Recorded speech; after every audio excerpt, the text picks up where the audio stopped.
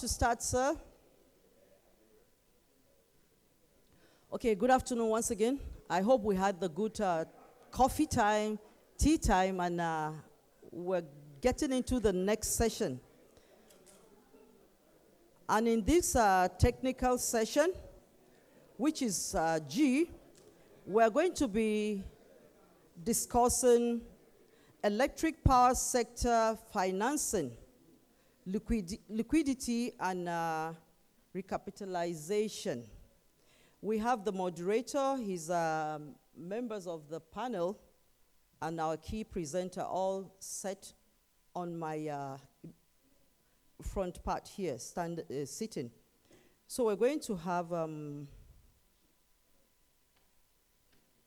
Mr. Oluma Obi Biaku, Senior Vice President, Power Africa Finance Corporation. Okay, you can come up, sir, and give him a round of applause. He's going to take over from me, and from here I'll just go and keep watching you, sir. Thank you very much. Thank you. Okay, thanks. So again,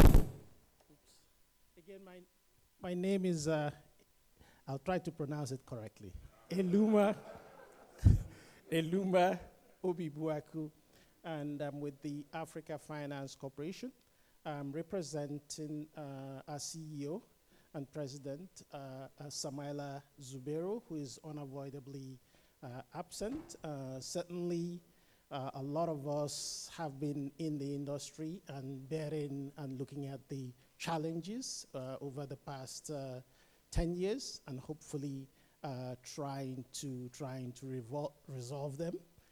One of the things that we'll try to do in the course of this session is to, if you will, do a little bit of a post-mortem, and the idea is to understand what we can do better going forward. So without much ado, I'll try to introduce the parties who we have here. I'll start with Kola Adesina, who is the Group Managing Director in Sahara. Sahara owns a number of assets, both on the distribution side and on the generation side. Good to see you.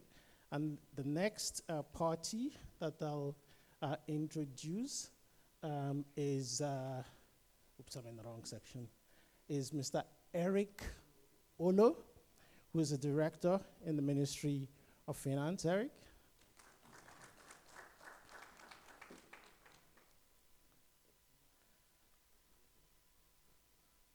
Well, okay. And just following is Prof. Wangu George, and he's a director, North-South Power. And of course, we also have Mr. Edu Keke, who's the managing director of Azura. We know what he's passionate about. Finally, last but certainly not the least, is Ebi Pere Clark, who was until recently an SSA to the central bank governor, and he is going to make a presentation and essentially set this the stage for the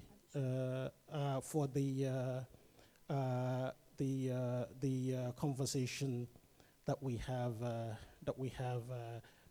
this afternoon.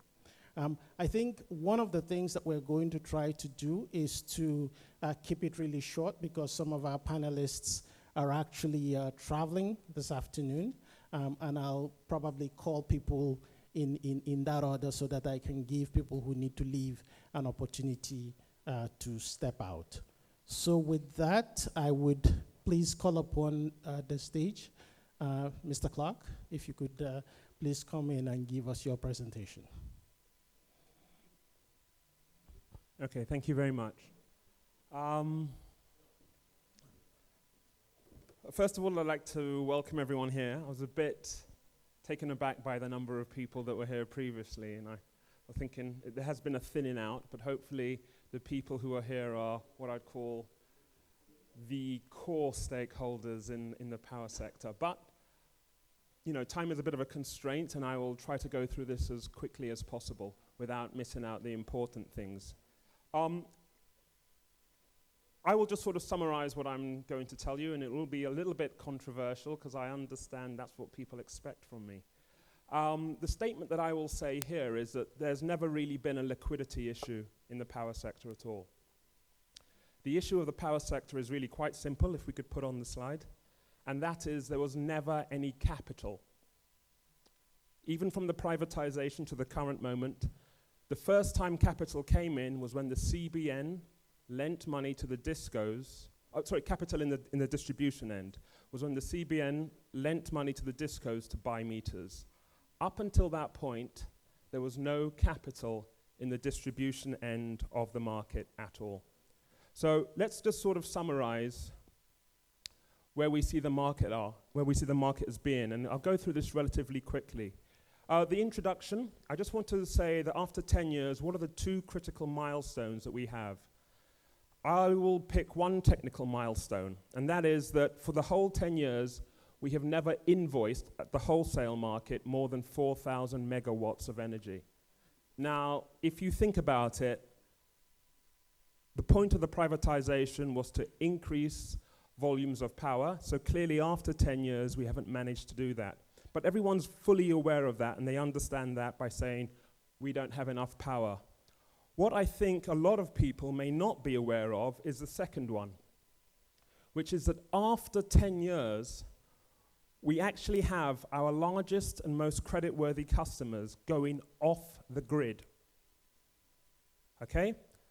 What has actually happened is that now most large commercial and industrial customers, and you can speak to the discos, would much rather self-generate with gas driven by trucks to deliver to their site than receive electrons down a wire.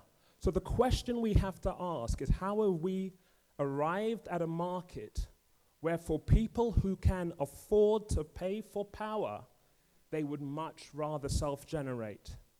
And the thing we have to understand is this: if you can't give power to someone who is willing to pay, you will never give power to someone who can't.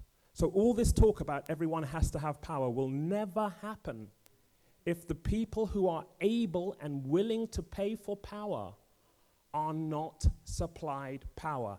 And that is exactly the market that we have designed. So after 10 years, if those are the 2 points that we have reached, we have a problem. So let's just talk about finance in the power sector. And I think I put it here, is it worth it? This was what the plan was, and I don't know if it's in the right order. We would get capital from private sector investors. Those guys would invest their capital into the generation companies, they'd invest their capital into the distribution companies. In the distribution companies, that capital would be used for network investment. By investing in networks, there would be a reduction in loss. By a reduction in loss, and this is very important, there'd be an increase in free cash flow. And I want everyone to start keeping that in mind. If there isn't any free cash flow generated, this market is unsustainable. And from that increase in free cash flow, there'd be an increase in the energy demanded, and we'd create this virtuous circle that would build up. Okay? That was what the plan was. So let's just go back to the 2013, back 10 years. We were to get both private sector management and financing. Okay, and I use that word financing because yesterday I was saying that the only person who's ready, willing, and able to pay in this market is the government, and that is a problem. We'd have an increase in energy volumes to meet the latent demand, and this improvement in the network would meet for underserved and unserved Nigerians. But here's the critical point to do. And yesterday there was a point brought out about the original sin being the transaction, the BPE transaction. I would like to add to that. When the discos were privatized, on a free cash flow basis, they did not generate revenue. At the time, the liabilities were removed. But the important thing to realize is that even though the company had assets, it was not possible under the transaction agreement to mortgage or sell those assets because it's a government utility. That makes sense.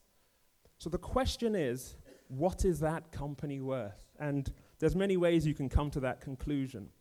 But the 1.5 or 1.8 billion that the investors put into the distribution companies went to purchase existing shares. And it's very critical that you understand what that means. All that happened was that the shareholder changed.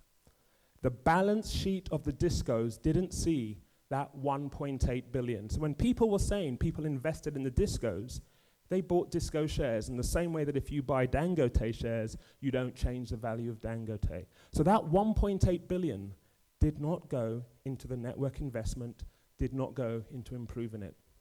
Now, yes, people would say that's fine, but that then leaves one single point of failure, that in order to get this free cash flow to be positive, you rely upon the tariff.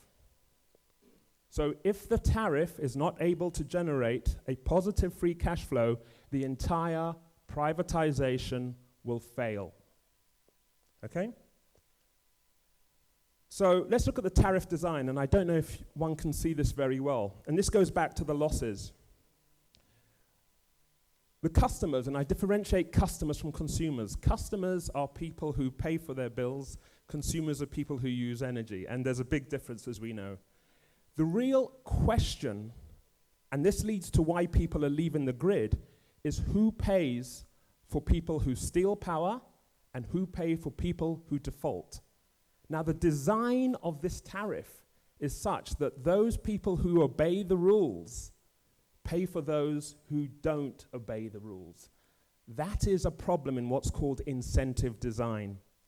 So if I'm now paying, if you're telling me there's 50% losses, then I'm literally paying for someone who's refusing to pay their bill. And that is the market you've designed. Now, when one looks at the New Delhi privatization, that was not the case.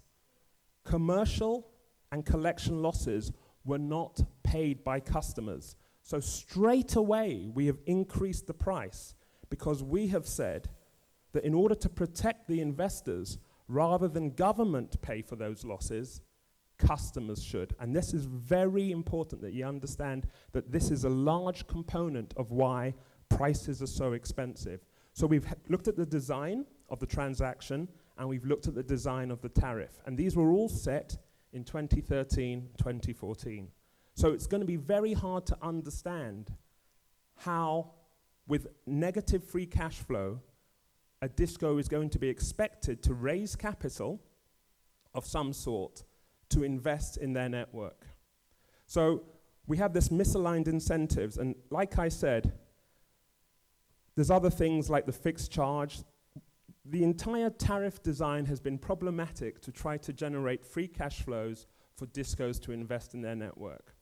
And that's why you now have this point that rather than pay for people on my network who are refusing or unwilling to pay for the power, I, as a commercial and industrial customer, would much rather self-generate for myself. Okay? So, what's the final conclusion? The finance is actually very simple, but it's hard, and it's necessary that you allocate the costs correctly. If I was to just summarize, it would be that government, willingly or unwittingly, took itself out of the role in both the transaction design and the tariff design, and left it basically that those people who were left on the grid were going to pay for anything that went wrong, and that the owners were somehow to find capital to improve that situation. It's a very problematic issue. So if we were to summarize, there is now no risk capital in the NESI downstream at all. There's no shareholders' funds, okay? Essentially, there's no additional shareholders' funds. All you did was change the shareholders. There's no residual equity. There's no free cash flow, so the disco cannot borrow debt. So this is all known in 2014. So the question is, how does a disco raise capital to improve its network? It can't be done. And that's just the long and short of it. So the 10-year outcome is there's been no change in transaction design.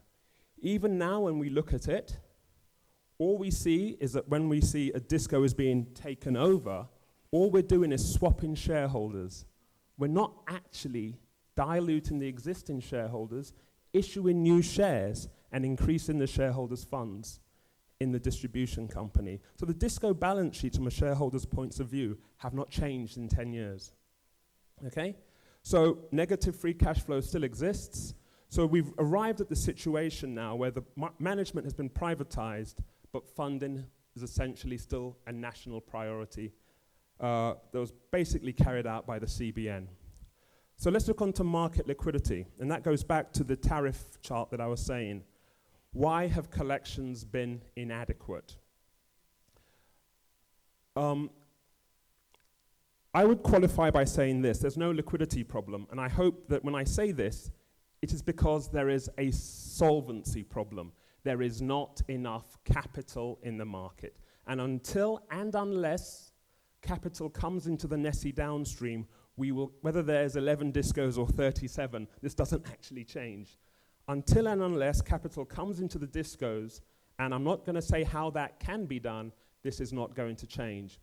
So the transaction design precluded any new risk capital, the tariff design precluded debt capital, and therefore there's also no effective capital in NBET. So the entire sector has no real additional capital, and therefore the losses were never going to be reduced sufficiently. Now, what actually happened was that obviously the payment assurance facility of the CBN came in, 1 and 2, 1.3 trillion was done, but this was in essence just to keep the lights on. This wasn't, the PAF was not to invest in infrastructure to reduce the losses, and that is what is critical.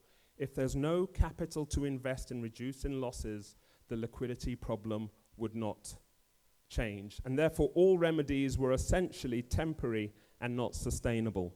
So here's a quick sort of chart of a few of the discos, for all of the 11 discos under it. And the real point to point to is this. The total amount that discos collect doesn't even cover the amount they owe NBET and TCN, and it never has in the entire 10 years. And this goes to the point that I'm saying that there's no positive free cash flow. You know, some discos are better than others. I'm not going to pull out names, but you know, but as a market, and this isn't going to change when you go from 11 to 37 discos either. So this was, I think, in the first half of 2022. I think this was just before. I think there was some new orders on regulatory adjustments. Now, what that is saying is the discos here, as you can see, essentially have no cash from their operations, because once they have the money, once they pay off the CBN, they pay off VAT, they pay off MO, and they pay off NBET, there's no money left. And that is the market. And it basically hasn't changed. I'll still jump over that. They introduced something called regulatory adjustments. I don't know if that's still there. And that has sort of alleviated some of the cash flows. And I think 1 or 2 discos now may get a net positive cash flow. However, the catch is this. Regulatory adjustments work, and I'm sorry for this being a little bit too technical, because the obligations that the government owes to the discos are netted off against what the discos owe to TCN and most likely NBET. The question now comes that if NBET is going to go, who are you going to assign the government's liabilities to? So as soon as NBET goes, we now start having this problem that as soon as the government defaults anywhere, there is no one to put it to. But like I said, the discos are not illiquid, the sector is insolvent. And I know that might be quite contentious, but that is what I'm trying to say. So liquidity. No risk or debt capital, no network improvement. We therefore underperformed the ATC and C loss targets, and what was meant to be a virtuous circle became vicious, because each year the ATC and C target reduces, but there's no money to make the improvement. So that's liquidity. So, sector recapitalization. We've all heard about discos have had new owners, but like I said, we have to differentiate swapping shareholders for changing the balance sheet of a disco. So changing majority shareholders solves nothing. The discos still need capital to invest in their network. What we've actually seen sometimes, and I think this was the case in Yola, is that when you change the shareholders, in order for the new shareholder to feel comfortable, we raise the AT&C.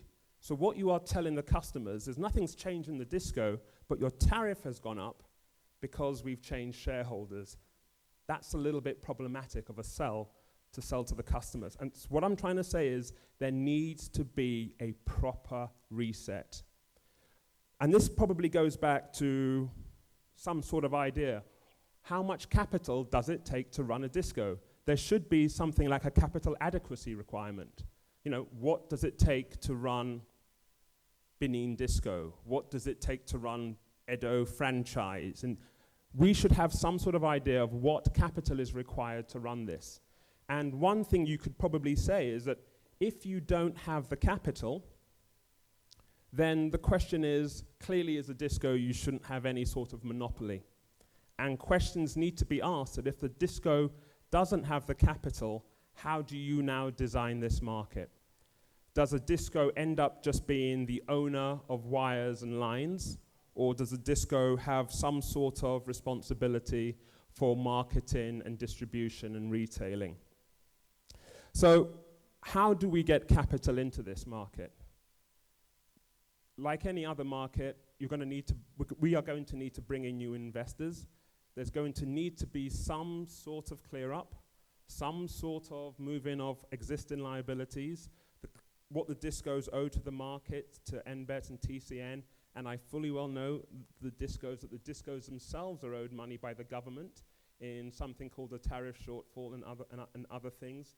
But there needs to be clarity on what needs to be done. And it all starts from the statement of what does it take to run a disco. Because if you don't know how much capital you need to run a disco, it becomes a little bit of a chicken and an egg to say how much capital you need to take over that disco. And clearly at this moment, as we heard from the previous discussion, there's going to be an impact from the Electricity Act 2023. I think that we're at a bit of a pause here, that no investor is going to fully step in to perhaps any disco apart from maybe Echo and Ikeja, because it's not going to be exactly clear for the other discos who your regulators are going to be or what the rules of those regulators may be in the next 2 to 3 years. So we have to now start working on what it is we believe a disco needs to run itself. So also the disco recapitalization cannot occur without a credible market reset. One of the points I was saying is that there's only one single point of failure, the tariff. Now, to be fair on NERC, nowhere in the world operates solely under a cost-reflective tariff. And I think you would have seen from the Ukraine war that the whole of Europe itself can decide not to have a cost-reflective tariff. But what you do have in that situation is that the capital markets generally have trust in the regulator, that the regulator will make the investors whole. So I think what you saw in Germany was that the German government subsidized the wholesale price of power in Germany, and in the UK government, they said that tariffs weren't allowed to rise in the short term, but could be offset by increased rises in the middle term, which is this sculpting thing, for those of you who might remember what NERC did. But there needs to be confidence in the regulator. So no investor is going to invest in the discos to meet up with that shortfall whenever the tariff doesn't get raised, unless there is confidence in the government and the regulator to return that money. So we do have a problem. We've had 10 years of the regulator not doing what they have said they were going to do and not providing a remedy for how you will get paid. That has to change, and that's what I mean by a market reset. There needs to be a redesign of how investors get paid if they are not to get paid by the tariff, which we have to be reasonable and realistic will occur. We've just seen the June tariff change didn't happen. So yet again, there's another piece of evidence for investors to say, if I'm going to invest, create a mechanism that I will get my money back if, or rather when, not if, NERC doesn't follow through on the tariff. So there's a whole bunch of things that needs to be done there. Then also there needs to be a lot more work on what I would call data. There needs to be a policy statement on who is going to pay for thieves and defaulters. Let's just be very clear on that. If you are still saying the customer has to pay for thieves and defaulters, which is fair enough, then you are asking for people to leave your grid. If you can't clamp down on them quick enough, the credible parties will leave your grid. There needs to be much better data on the markets. I would sort of contrast the fact that the regulator knows who I am in both CBN and NCC. I don't think NERC really knows who most of us are, even though we are customers. That needs to change. And we need to get a much better idea of what the current state is of DISCO balance sheets at the moment. There's been a lot of in and in and whether some things go to NELMCO. This is going to take a long while to do, and the sooner we start it, the better, if we want to get new capital in. So that's essentially the summary of that part, and I'll end on these three things. Are we going to continue on this AT-C&C model and what I call the current tariff design? There are other ways to do it, but we have to be realistic. Is this what we are going to continue doing it? What capital is required, and do we have a model for what capital is needed for a DISCO? And also going forward, what happens to a DISCO that cannot meet its minimum capital requirements? I mean, we are sitting here, we know the DISCOs are in trouble, but we still seem to be allowing the situation to continue and allowing debts to accumulate along the value chain. So thank you very much.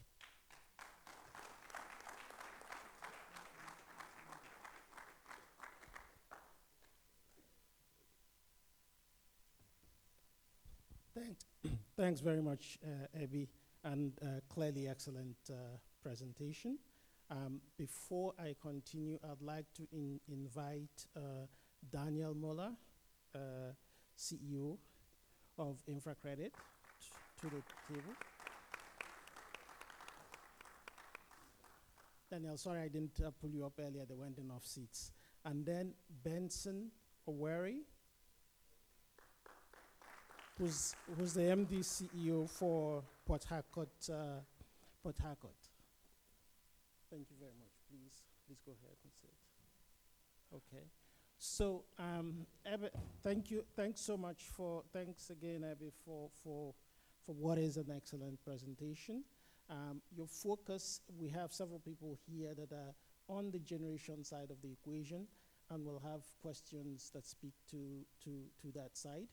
But clearly, I think the focus in terms of what you laid out from the very beginning, certain things that were missed in terms of design, in terms of even of the tariff itself, and all the way down to execution and the Band-Aid approach, and of course the state of the balance sheet of the DISCOs, which then precludes financing in the conventional sense that injects, if you will, debt capital, but there needs to be equity capital to support that debt capital, which is really the crux of what you're talking about, what you've talked about.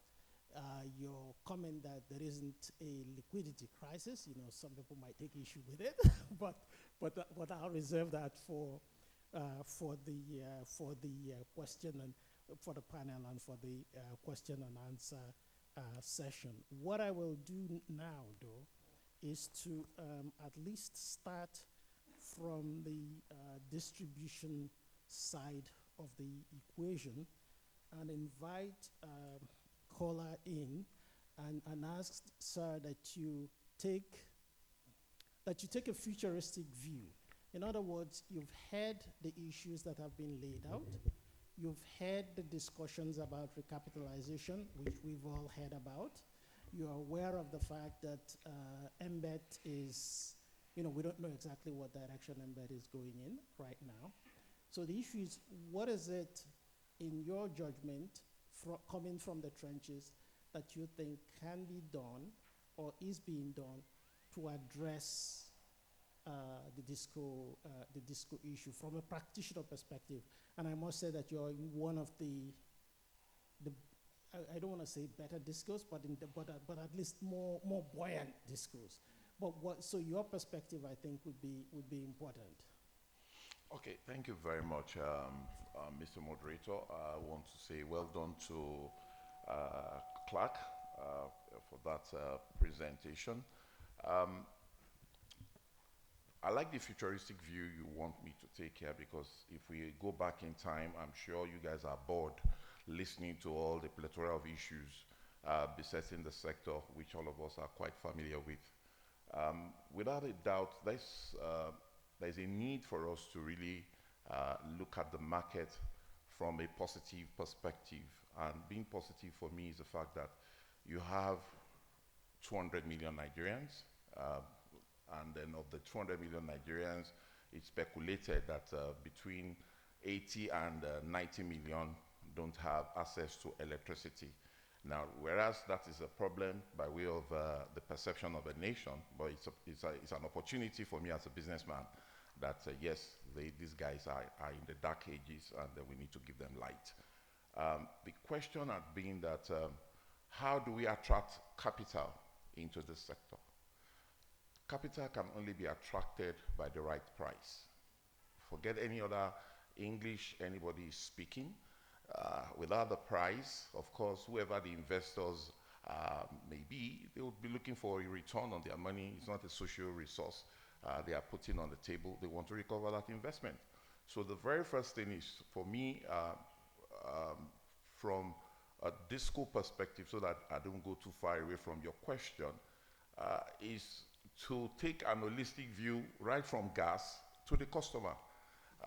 What is the vulnerability assessment in terms of where they are today, what do they lack, and how can I provide that service?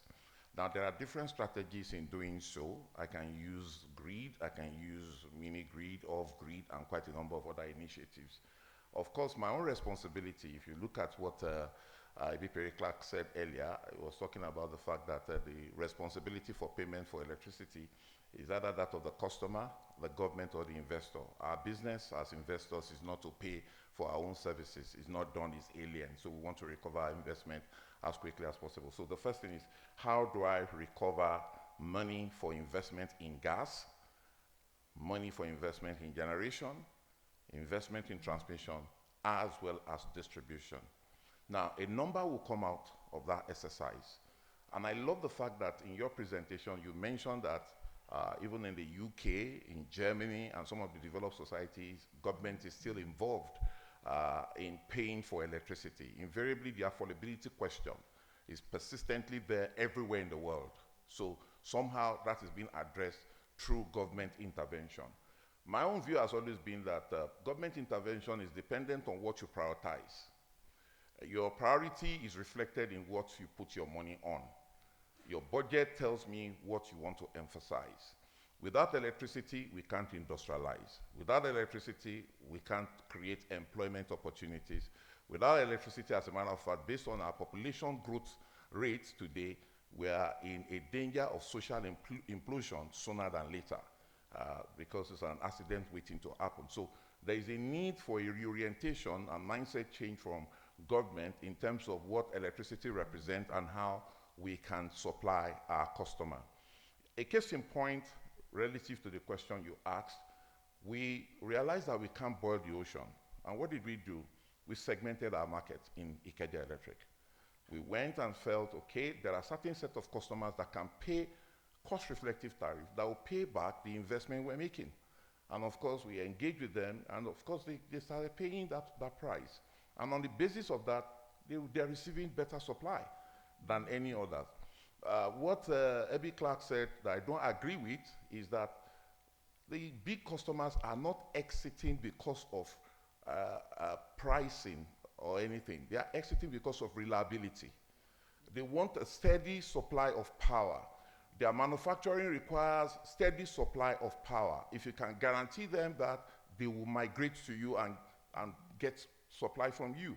Self-generation universally is very expensive, and I'm sure that reduction of cost will be part of what any manufacturer will be looking at. So not to increase cost just because they want to increase cost. In my network today, quite a number of industrial customers are unifying themselves against setting up companies where they can buy power from and be able to pay them the right price. I was engaging Dr. Patrick Tolani earlier, and he said in the mini grid area solution that he has provided, he's charging 200 naira per kilowatt hour. Is there any customer within my portfolio that I'm charging 150 naira per kilowatt hour? No. 100 today? No. So the question is, you can't anticipate magical power to happen, except, with due respect, you are God that can say, let there be light. We don't have the power to say, let there be light. Now, government, interestingly, is owing us, and again, that is one of the things Ebi class said that I want to disagree with. Government is not paying. The biggest debtor in this market today is the person regulating the sector, and that person is not paying. Is the one owing the most. So the issue is, once the fundamentals are correct, what is the aggregate technical, commercial, and collection losses? Real number. Tariff, real. Today, if you open an LC in Nigeria, for you to get that LC, it's a tough call. Our tariff model shows what number in terms of exchange rate. What is the realistic exchange rate? What is the inflation rate in our tariff model? What is the real inflation rate? The real inflation rate. I'm not talking of what is advertised in the market. The cost of living has gone up. And meanwhile, we are still in this space being told to hold ourselves together and wait for El Dorado. Unfortunately for us to pay our staff, we need is cash. You can sculpt anything you want to sculpt. If you can't sculpt cash for me, I can't pay salaries. I can't use sculpting to pay salary at the end of the month. I can't. I can't use sculpting to buy spare parts. I can't use sculpting to buy substation or feeders or whatever. Sculpting can't give me any of these things. So if I need to do any of these things, there is a need for us to have an integrated framework that speaks to how recovery of that investment will be realized. That's it. Until we're able to get into that place where we understand truly what is required, we're not going to go far. Now, I love the fact that Murphy was here earlier, but Murphy disappeared before the question was asked. And financing is a problem. You understand? No. Financing is a problem. I love the fact that Wale Shonibare is there. One of the problems we had, and that's why we all need to just hone up where we made our own mistakes. At the outset, there wasn't any reason whatsoever for us to go to commercial banks to take loan for a long-term infrastructure play like power. The rate is unbelievable. The timeline for repayment doesn't make sense. AFC would have done a better job. AFDB would have done a better job, and some other multilateral agencies. So that was a fundamental error in itself. Ebi said no money was brought in. I can say to him, money was brought in. We have brought in $200 million and more. And that's why you see the level of improvement that you're seeing today that people are still celebrating. We're not where we want to be. EcoDisco is doing a yeoman's job. You saw the performance in terms of remittance obligation and performance. It's not that we're minting cash. We're really working hard, and to bring that money to the table is a lot of work. Port Harcourt Disco is next to you there, seated. Before this young man got in, we know how much Port Harcourt Disco was collecting. Today, they are doing far, far more because investment is being made. So when I hear that investment has not been made, that is not true. Significant investment has been made, but we are the ones currently subsidizing the sector. That is not logical. You cannot and you will not attract any investor into Nigeria, except small players, which is why I like the fact that, okay, we're now cannibalizing 37 states. No problem, it's okay. Again, a big nation like this for Africa should have a big orientation. Nigeria should be the factory headquarters for Africa. Nigeria cannot be a factory headquarters if we're thinking little. We must think big and do big things, whilst we simultaneously, for the sake of where we are, be able to create small clusters of improvement. That's my own. submission, please. Thank you very much. I think this was some of the emotion that we wanted to come out, and unfortunately, because of the pressure of time, Abby might not have the right of reply. Okay. So with that, I'll go to George and ask the next question. I'd like for us, I just got a note, given the time that we have, to keep to no more than 4 minutes. So the question for you is one of the key issues. A lot of people finance this thing in the beginning with FX. What is your take on the currency of financing? Thank you. Is this on? Can you hear me? Okay. Okay. Thank you, Mr. Moderator.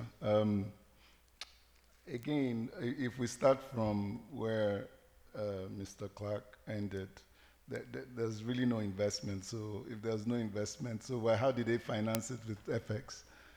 Really? So, but the truth is that there was investment in the sector, and the investment came in the form of equity. So for the discos alone, if you do the math, it's about $2.5 billion that came in.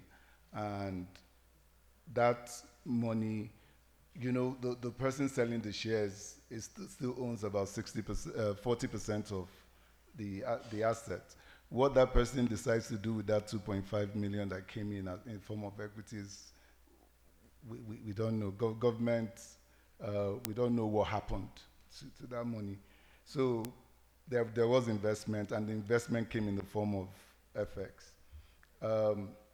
That at the time the transaction was, the privatization was designed, the privatization, the assets were sold in FX, and that trickled down to a lot of things in terms of tariff. It fluctuates with FX. It trickles down to people took loans in FX, in foreign exchange, in USD, and that meant that they had to pay back those loans in FX. At the time the transaction happened, I think it was 158 naira to the dollar, and we know where we are today, and some of those obligations are still running. And if you look at some of the covenants in those loans, the essential problem was that the government did not, and so what was missing in Mr. Clark's presentation, beautiful presentation, was the role of government, whether government met its obligations. How these things work is the money comes in. First of all, people do not store $2.5 billion in their wardrobes. They have to go to the financial institutions to raise this money. And they go, and it's based on certain covenants. You take a bunch of documents, the bundle of agreements that you take to them. Some of them have guarantees from government, warranties, conditions. There's several of them. And when those covenants are not met, how then do you refinance? Do you go back and tell the same financier to give you additional money, but the one he has given you, you're not able to pay back because some of those conditions that government ought to have met have not been met? So I think we need to understand that the problem with the market has been that of it's the thing that triggered the liquidity issues, not the insolvency issues. The liquidity issues is that those commitments regarding tariff, commitments regarding FX, today there's no FX window for the power sector, is the thing that is affecting the sector the most. and not just because people did not put in additional capital. Additional capital will only come when there's confidence, when you build confidence, and when you set the rules properly. So I know I still have 1 minute or two, so let me let me deal with go into some of the issues with the FX. Again, so the loans were in foreign currency, and I think we have to be careful. The concession fees for some of the hydropower plants that were concession are in FX. They're denominated in FX today. And you find that there's always a disconnect between when as FX moves, the tariff does not move in alignment with how the FX moves. So my firm view is that we should discountenance this FX business. If we want to sell our assets or do our transactions, we should denominate it in Naira.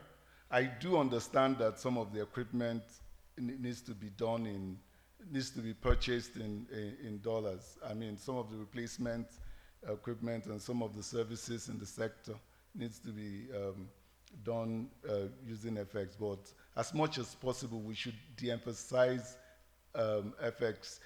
At the time that it was designed, and I do understand it was based on the assumption that a lot of the investment was going to be from the overseas.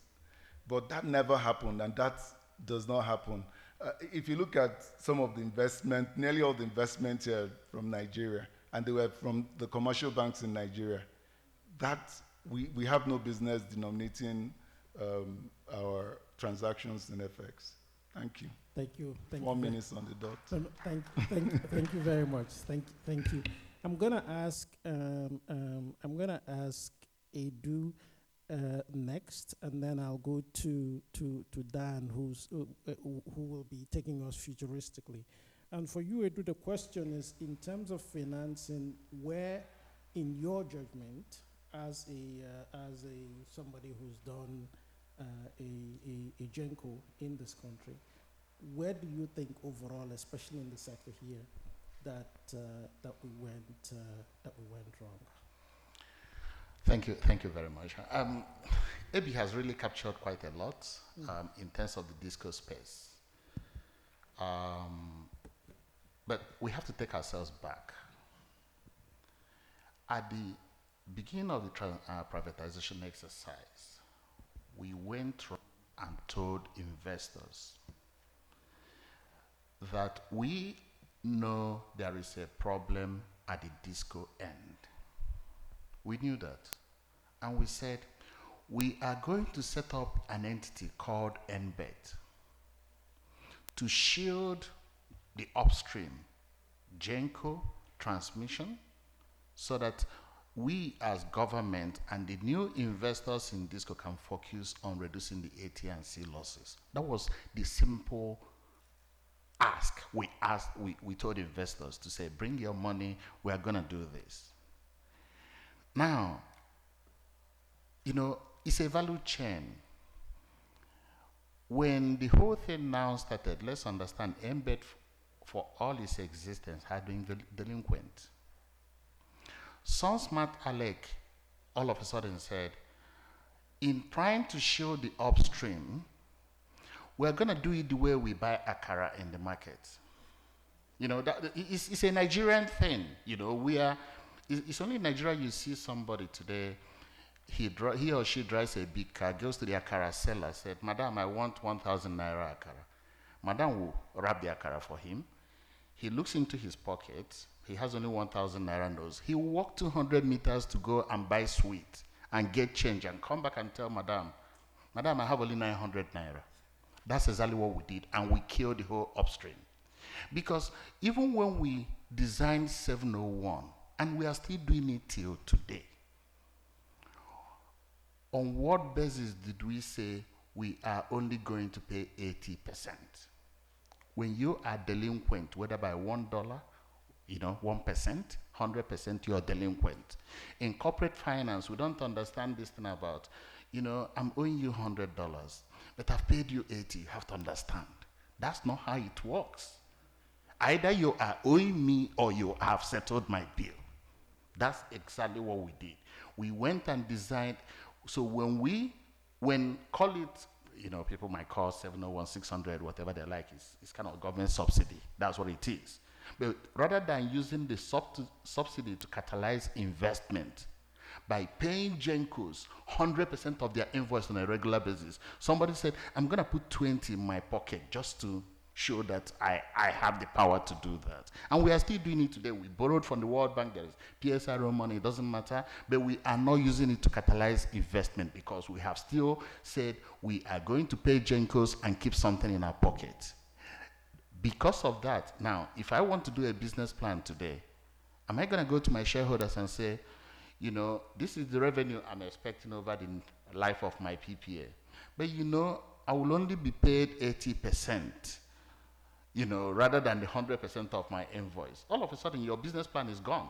You know, you either have your revenue line or you don't have your revenue line. And that's the biggest challenge, you know, that people in designing the whole thing, you know, there is this perception, like I said again, is the Nigerian thing where we feel somebody has done this. If I pay him what the contract said, then I have to hold something in my pocket, you know, and that's exactly what destroyed the whole thing, you know, whereby we now stopped shielding the upstream, so it now became a whole industry delinquency.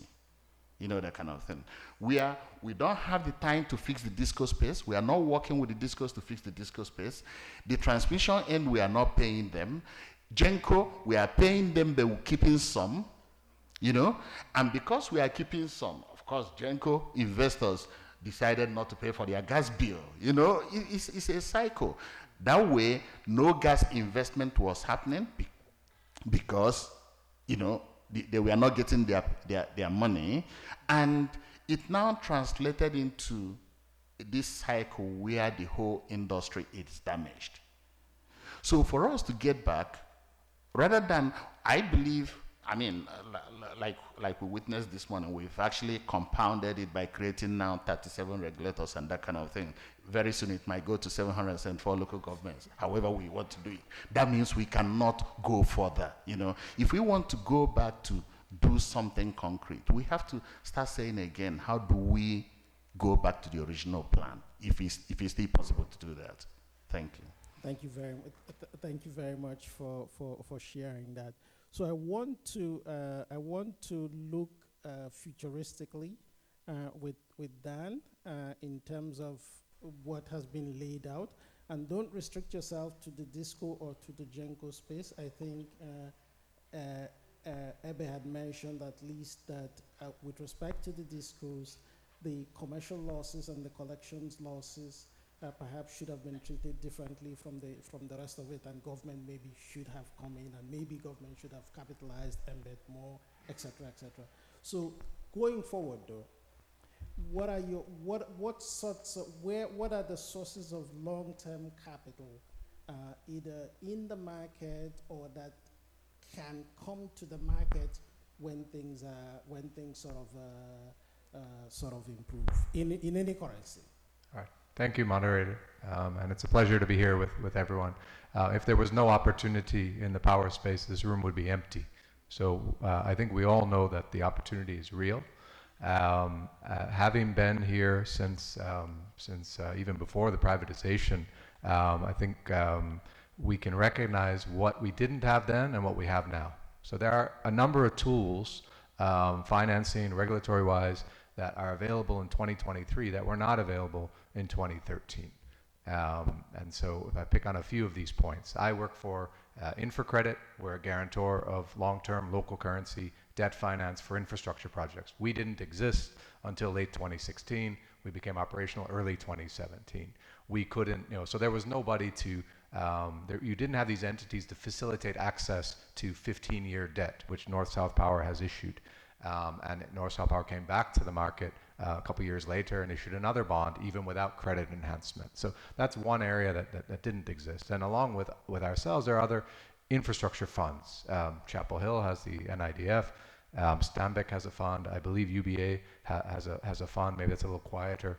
But certainly there are an array of Naira infrastructure investors that did not exist in 2013. They would have been the logical parties to be alongside the banks. Banks are giving 5-year loans, and it's even a struggle. Whereas an infrastructure investor is happy to take a 10-year, 15-year view.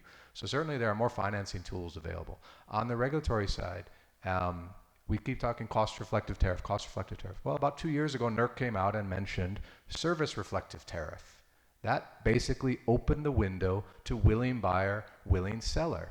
And that really wasn't available. A lot of people had tried to do projects, but they were constrained by MITO. You'd be trying to get your approval to charge a customer higher than MITO because the customer was willing to pay more than MITO if you served them well, but you couldn't get it approved at the time because we were all trying to work within the MITO framework. So some flexibility is there now, certainly from the regulatory side, to allow willing buyer, willing seller pricing when the customer is served well. And we've seen that as a whole shift. If you're getting 4 hours of electricity or 8 or 12, 16, 20, your pricing is meant to differ. So the mentality has shifted towards service, which is what's needed. If you cannot serve your end customer, whether you're selling gala or Indomie or cement or power, you're not going to succeed. So we have to be service driven. Now that's admittedly difficult to do across, say, 4 states. It's easier to do in, say, one neighborhood of Lagos or one neighborhood of Kaduna. And so we do have to be thinking from the bottom up a lot of times. A lot of investors are not ready to take on a 4-state challenge. They are ready to take on a one city challenge. Maybe they'll go into Owerri and just power Owerri, but they're not ready to take on the whole of Enugu Disco. So again, these are tools, and the other tool, from a regulatory side, is the constitutional change. I know there's been some negativity around the constitutional change. Oh, so many regulators, but it's also an opportunity. Again, having tried as a credit institution to support embedded generation and have the regulator to say, no, you don't have a distribution license, you can't distribute, you need to work with the DISCO. And then seeing a DISCO and an investor, be negotiating for 3 years on it wasn't working, right? So you couldn't come in and back a project if you didn't have access to the end customer cash flows. In theory, the constitutional change opens up that window that one can now go to the ocean state government, whatever regulatory body they have, get a distribution license. Hopefully still work with Ibadan Disco and collaborate. Maybe you're leasing the lines and infrastructure from the Disco, but you're now taking over IFE, and you're powering IFE, and they actually are paying willing buyer, willing seller prices because the service. So again, these tools are available. Also, pension money today is up to 17 trillion naira, and really they don't want to be just buying government bonds. They would like to make an impact, but they're not ready to take credit risk. So 17 trillion naira of assets under management sitting in private pension hands.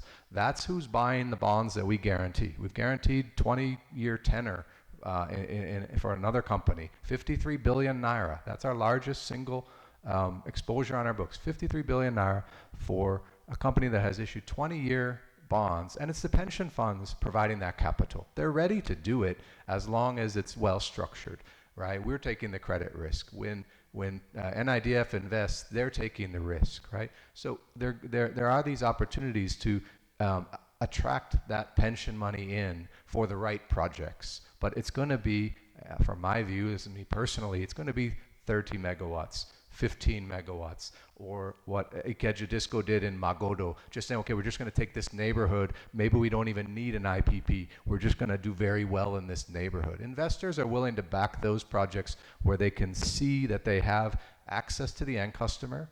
They can know directly whether those customers are satisfied. If the customers are not satisfied, they will replace whatever O&M company is meant to satisfy them, or whether they're operating the IPP or the distribution side. Credit institutions and investors have to have those rights.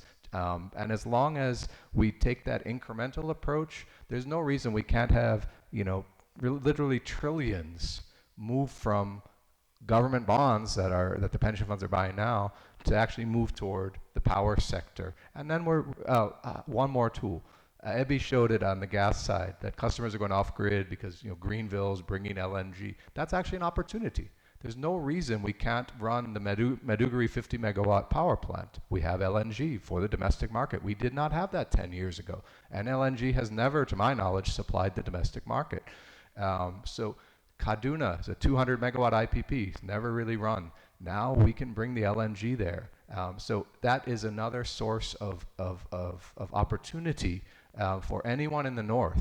In the beginning, when the discos were privatized, we looked at, Kano, Kaduna, Jos, Yola, even Eko. There's no grid-connected IPP in any of those zones. So, these guys are at a disadvantage. They can't just, work with the existing grid-based guys. They're going to have to, figure out how to find more energy, more power. Today, you can do that with the LNG that's actually available.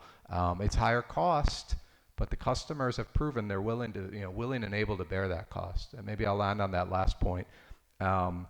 You don't go into many developing countries and see this level of willingness and ability to pay. You go into any urban city in Nigeria, and every single premises has a generator. We all know this, to the point that when you're designing your construction, you're already planning where the generator house goes. That's not normal, but it is a sign of willingness and ability to pay. And that's why investors continue to be interested in the Nigerian market. So thank you very much. Thanks, Stan. Thank you very much, Stan. So I'm gonna go to Port Harcourt, and the question I have for you is twofold. What have you guys done differently in Port Harcourt? You had the commentary of Ebby Clark with respect to basically the debt of working capital. The liquidity is not there to make certain improvements that would then allow you to see reductions in losses or what have you. So the question is, what is it that you did differently that allowed for the improvements to happen? Hey, can you hear me? Thank you. I'd like to thank my fellow panelists, and also thank Ebby Clark and Mr. Kola for the contributions. I'd just like to say something, that when Ebby Clark presented, he said the industry doesn't have a liquidity problem. We do have a liquidity problem, and that's for real, because my collection efficiency is not 100%, and that creates already a liquidity. AJ is here, and he knows all the conversations we had around the MRO. And then, of course, there's a solvency problem in the sector. Now, it would be nice to also hear from the Ebby Clark. I think one thing that happened with the consolidation in 2004, from 89 banks or 90 banks to about 25, the model that the CBN used at the time was a hybrid from the OSFI, Canadian model of supervision, as well as the FCA, FSA then, now FCA. And I thought it was a good model because, and that's the presentation AB was trying to share with us, which was risk-based capital focused. So what is the economic risk capital that is required by banks, in the course of the capital adequacy requirements? And that kind of exercise, I think, is important for us too in the sector. So from a regulatory perspective, we need to understand what is the risk capital, what is the economic capital required to truly run a disco. Beyond the regulatory capital. And I think they came up with a good formula, which was more like tier 1, which was regulatory capital, plus tier 2, which was economic risk capital and debt, divided by the risk-weighted assets. So no bank is too big to fail, and no disco is too big to fail as well. And we've seen, discos, in crisis. Now, for me, I think that there's been some gains in the sector. And those gains we must not forget. So while we are celebrating the 10th year anniversary of the privatization, let's not forget what ATC and C was before 2013. Let's not forget what the CE was, what MRO was before that time, and of course what we have now. And from the graph that was shown by Ebby Clark, we've seen some measure of progress. Some discos doing 100% in MRO. And for Port Harcourt, we also are in that line trying to embrace operational efficiency. reducing our ATC and C losses. We had a year ago, we're about 59% ATC and C, and we've been able to bring it down to about 38, 89%.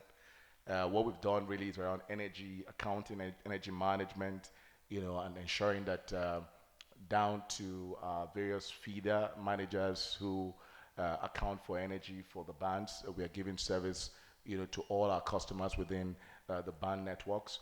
We've also implemented a 24/7 preventive maintenance team where we try to be proactive to respond to potential crises before they crystallize.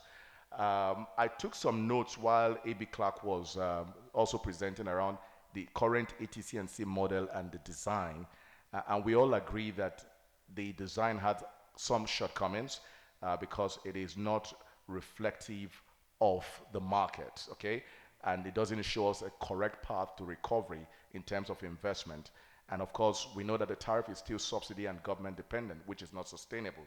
And therefore, we believe strongly that the government has a role to play in securing the needed interventions, either through investments or loans, and this time single digits. Somebody already talked about the FX transaction that happened in 2013. It ought not to be in FX, and I do agree because the burden on the investors is still very huge.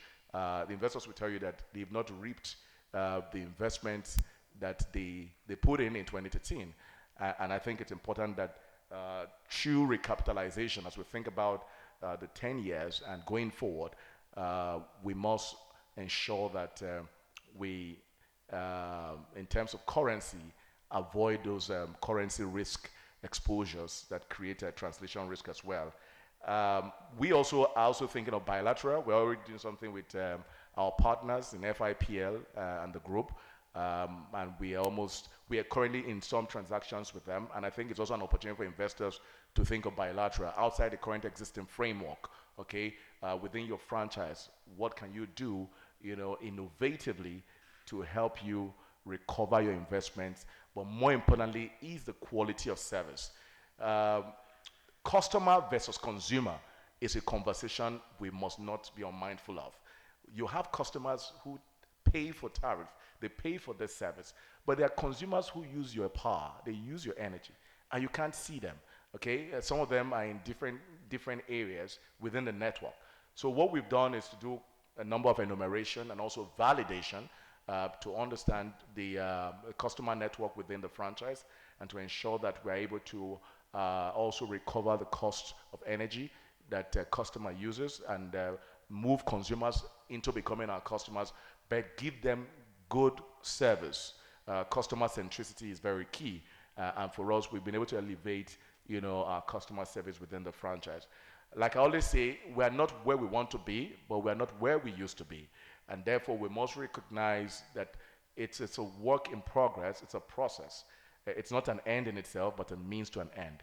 And I feel that the takeaway from this whole 10th year program should be like a communique or a blueprint to government, and not just to government, to a stakeholder network, where we can now go into a smaller retreat and bring on the players in the same room, the regulators, the operators. Let's sit in the room, and then let's look at all these conversations that we've had and chart a course, and then get the government to actually buy into it. And then with that buy-in, we can now see, the implementation roadmap. And I think that's exactly what we're doing. And we are also trying to ensure that in terms of corporate governance, we are implementing policies that help to give confidence in the DISCO.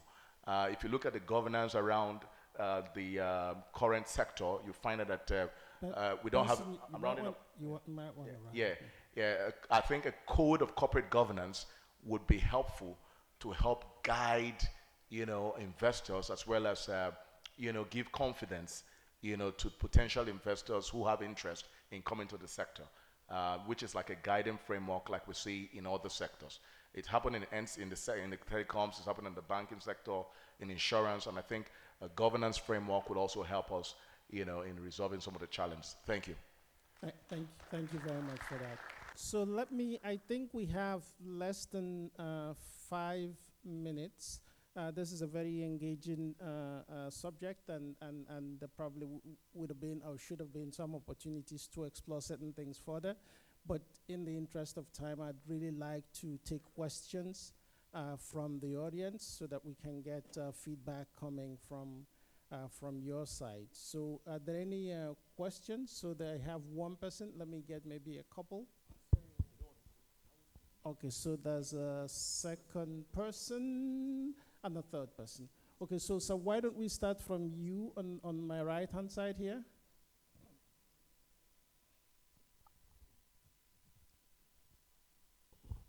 Thank you, moderator. And so if you could keep the questions crisp, short, given the time. it to be short instead of being crisp. Okay, thanks. It's been a very robust discussion, and this is one of the important platforms everybody has been watching out with. First and foremost, I am forced to commend my friend from Port Harcourt because he has done some, do I call it magic? So with due respect, is there a question there? Okay, my question is this. There's this impression generally that the government has been subsidizing a privatized environment. Justification being that government wants to absorb that social component of the product itself, because before now, everybody regards electricity as a social good that must not be paid for. And that impression still remains, and therefore, government intends to subsidize. Now, Edu also alluded to the fact that, yes, government is subsidizing, but not well managed. Please, I want to find out, how would you advise the new government? Because it is now a must that subvention be there, intervention must be there, but intervention must produce an output that is greater than the intervention. How would you advise the present government to come in with intervention that's justifiable and straight to the point? Thank you. Thank you very much. Excellent question. My name is Engineer Edmond AJ. I am the market operator. Okay, sir. Thank you.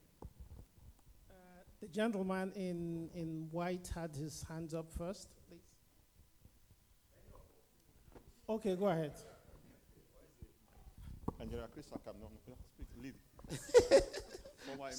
Please, I must apologize for coming late. I have been so impressed with what I have just started for the short period I've been here. Oh, okay. My name is Engineer Chris Akamnono. I was the MD of Enugu Disco at the time, Eco Disco at another time, and the Keja Disco at a total of 12 years. I know you very well, sir. And please, what I have just had for less than 1 hour I've been here, I am impressed. We realize the question. Question. Yes. You see what I mean? Okay, sir, if there isn't a question, we need to go to the next person. Okay, thank you. Okay, Engineer Kamnono. Okay. The questions, please. Question, yeah. First of all, question is to Port Harcourt Electricity Distribution Company.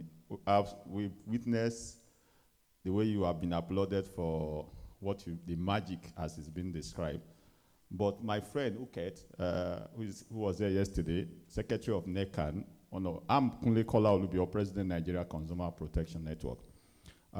Please, this applaud have not reflected in improved quality of service to end users in Port Harcourt. So it looks to us as if the kind of presentation we got pre-privatization, where investors came with their briefcases with label of dollars that they will bring in foreign direct investment, and at the end of the day, we didn't get the cash flow.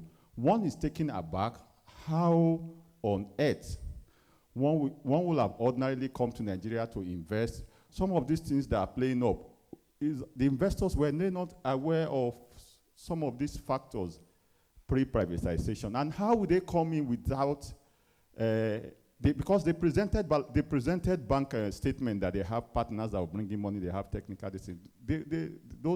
those things were not made available. So some of the issues we are talking about is that it is quite alarming moving forward to the next 10 years that if we don't have liquidity, you don't have hope of foreign direct investment, then why are we moving with the same trajectory to the next 10 years? Why can't we recalibrate, whether dilute the equity, recapitalize, or do something, or balkanize as we want? Please, we are not comfortable moving to the next stage in this kind of model. This modeling is not working. Thank you. Okay, thank you. Yeah. In the back, there was a question. Yes, please.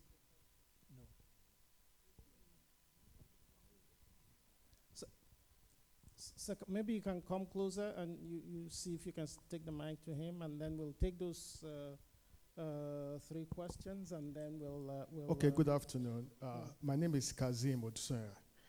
My question is on the foreign denomination of most of our agreements in the power sector.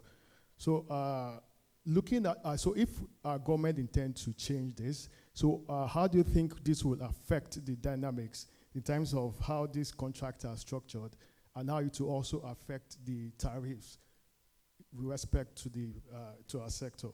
Then my second question is with respect to our owners of most of our GenCos, our DisCos. Are they willing to really dilute their ownership if we intend to go into recapitalization of our of the finances? Thank you. Okay, thank you. Let me give so what I will do is just in the interest of time, start the subsidy question. Ebby, do you want to take the subsidy question, and then I'll pass out the other questions.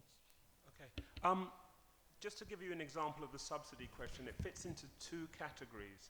I would say an implicit subsidy, that is, government says from the very beginning they will take on the responsibility, let's say, of collection losses, and an explicit subsidy, which is government having to pay for the cost to the market due to a decision or indecision, an action or inaction.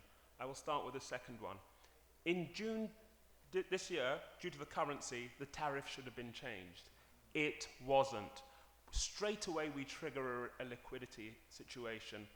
There needs to be an automatic mechanism in place that as soon as government says something, that cost goes straight to government. If that isn't there, no one's going to step in.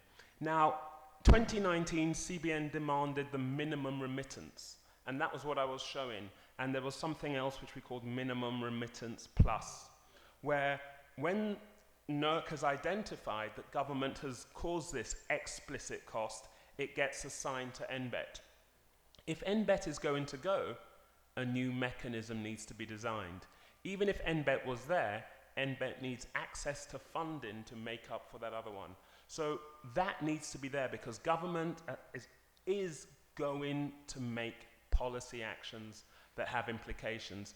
And if a mechanism isn't in place, we're just going to keep on going round and round. The other implicit subsidy is government should do that by design, and that's for policy to really arrive at.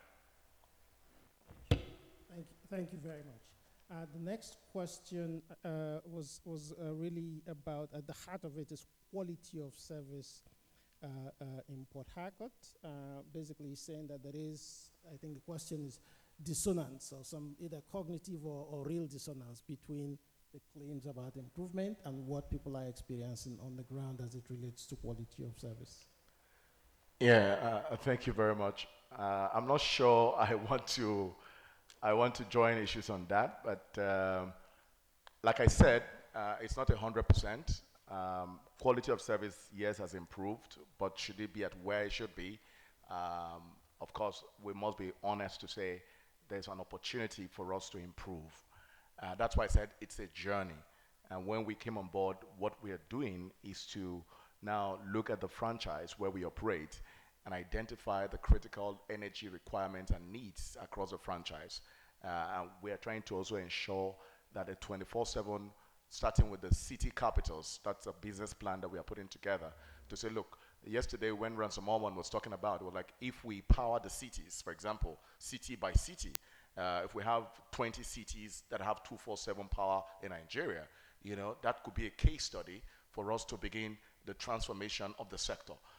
So in Port Harcourt, what we've done is to put out a business plan for the city capitals of the 4 states. And the whole idea is to meter, the city capitals also at the feeder level and at the DTR level, and then of course look at our service quality and enhance the customer service process and digitize that as well. And of course put in technology through the meter data management system to reduce technical losses. There's also one thing I'd like to just drop, which A.B. Clark mentioned, which was what do we do with the thieves in the sector? Because the collection and commercial losses are real.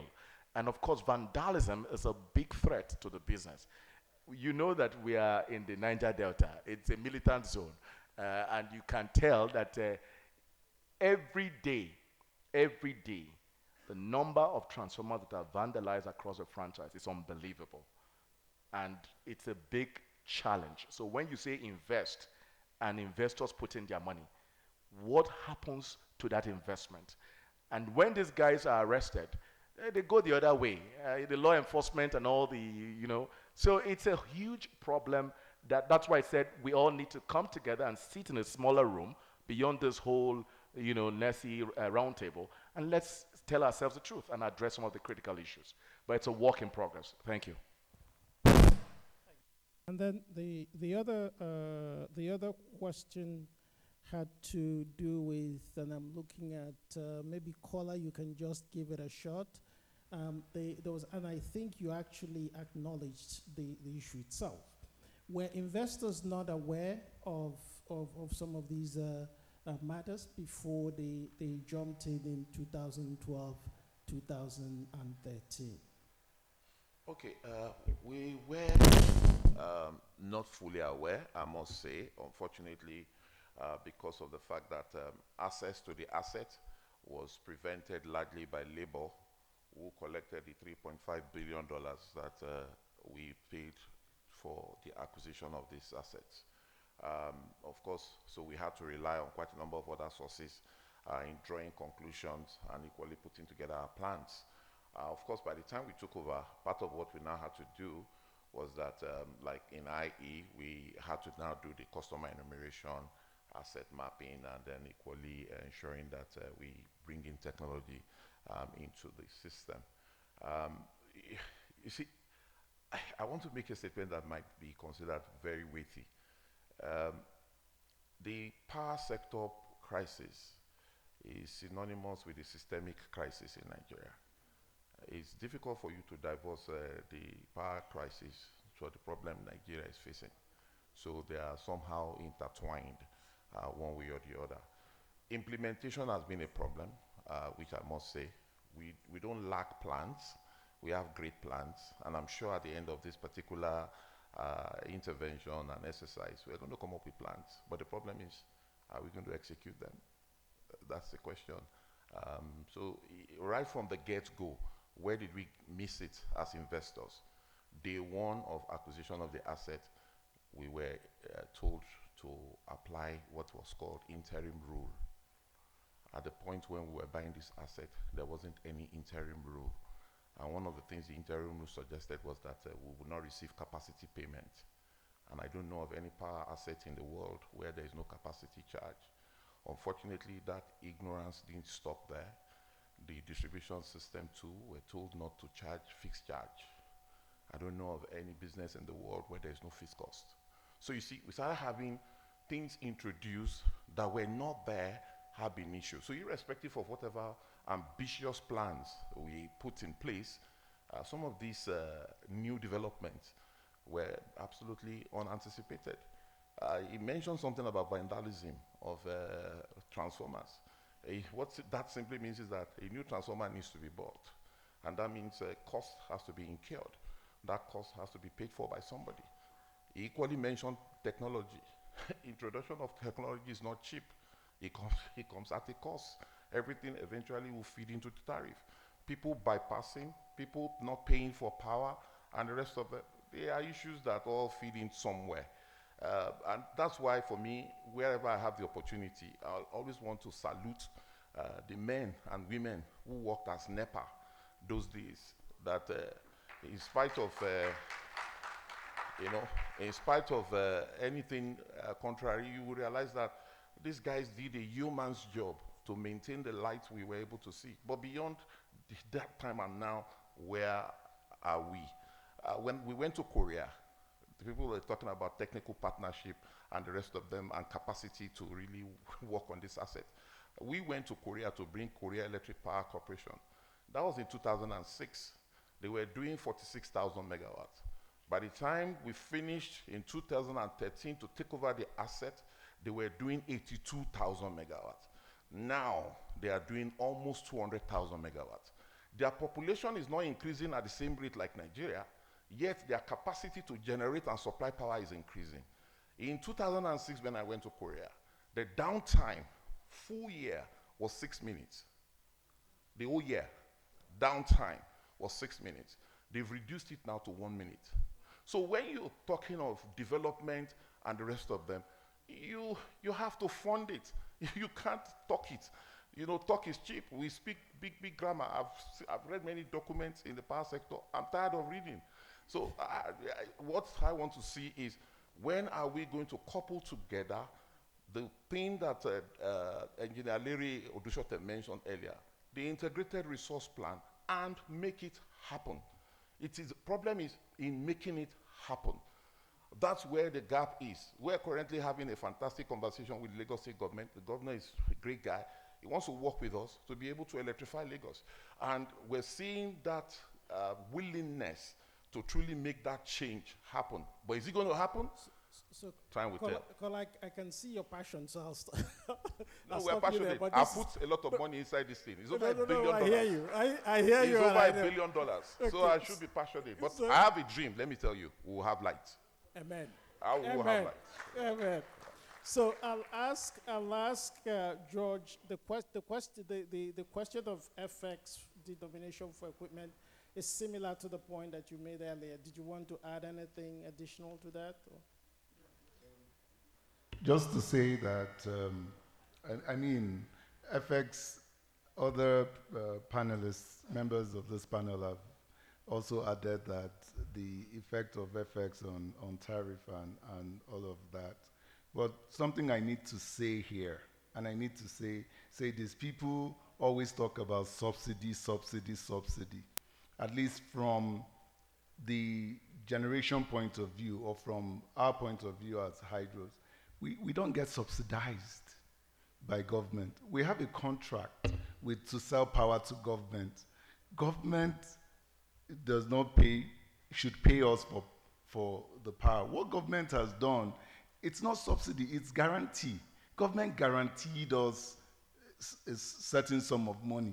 And I keep hearing subsidy, subsidy. Subsidy is different. It's as if we're not doing well and government is supporting us. No, government is owing us. We delivered power to government. Government presented MBET, and we signed a power purchase agreement with them. So we need to make this distinction. I don't want to start speaking for the discos, but for the Gencos, it's important that we understand that there's no subsidy. Thank you very much.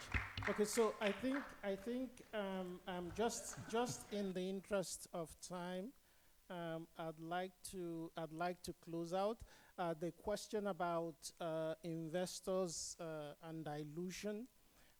I'll, just as a finance person, my real quick response to it is, if you listen carefully to what Ebby had said, there are concerns on the value of the asset itself, on the balance sheet itself.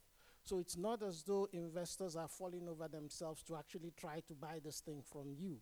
And as Kola rightly pointed out, they've put a lot of sweat into it. They've put a lot of monies into it. And if somebody comes and offers you a penny for it, because that's what it's worth, for no fault of yours, you're not going to accept it. That is the reality of the marketplace. So I think I will stop there. There are lots of questions I have, but we have to be respectful of time, and I have to catch my flight. So on that note, I'd like to thank you all for being here and for your kind consideration. Thank you.